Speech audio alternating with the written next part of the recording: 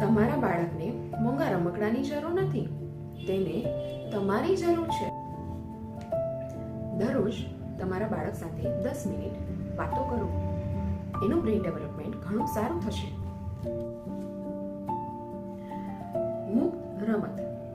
મુક્ત રમતથી બાળકની ક્રિએટિવિટી અને વિચારવાની શક્તિ વધે છે. સાથે વાંચો. સાથે વાંચવાથી બાળકનું શબ્દ ભંડોળ અને ભાવનાત્મક સમજ વધે છે. પ્રયત્નની પ્રશંસા કરો. પરિણામની નહીં, પ્રયત્નની પ્રશંસા કરો. આ કરવાથી તમારા સંબંધ જીવનભર માટે મજબૂત બનશે. રોજ એકવાર ભેટો. રોજ એકવાર લાગણીસભર ભેટવાથી બાળકને માનસિક સુરક્ષાનો અનુભવ થાય છે. જ્ઞાન તો લઈ લીધું, તમારા બાળકના ભવિષ્ય માટે તમે એક નાનું પગલું ભરશો